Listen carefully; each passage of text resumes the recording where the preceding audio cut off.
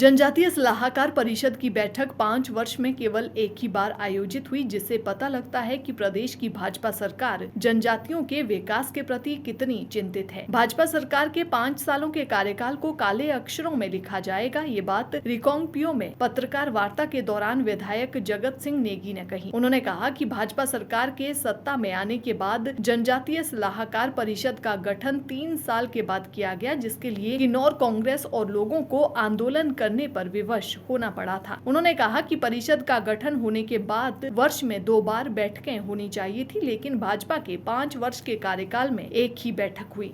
उन्होंने कहा कि इतने बड़े संवैधानिक परिषद की बैठक न होना अपने आप में बताता है कि जयराम सरकार जनजातियों के विकास के लिए कितनी चिंतित और गंभीर है। संविधान के तहत जो जनजातीय सलाहकार समिति है हिमाचल प्रदेश का, ये हमारा संविधान के अनुच्छेद 5 के तहत एक परिषद का गठन किया जाता है और ये अनिवार्य रूप से जनजातीय क्षेत्रों में इसका गठन किया जाना है।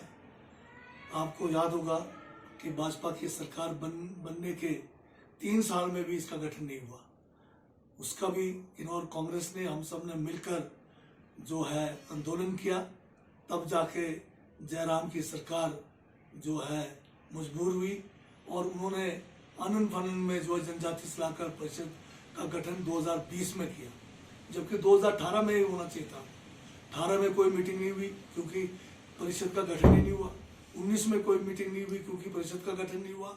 20 में जब हमने आंदोलन किया किन्नौर कांग्रेस और अन्य लोगों ने, तब विवश होकर जो जनजातीय जो सलाहकार जो परिषद है इसका जो है गठन हुआ 2020 में, और उसकी भी मीटिंग फिर नहीं की।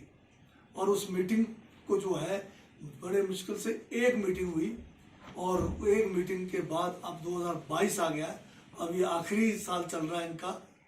5 मीटिंगें होनी चाहिए कम से कम। वैसे तो साल में 2 बैठक होनी चाहिए थी जनजातीय सलाहकार परिषद की, एक मीटिंग तो कम से कम होता। 5 मीटिंग होनी थी, एक मीटिंग हुई कुल।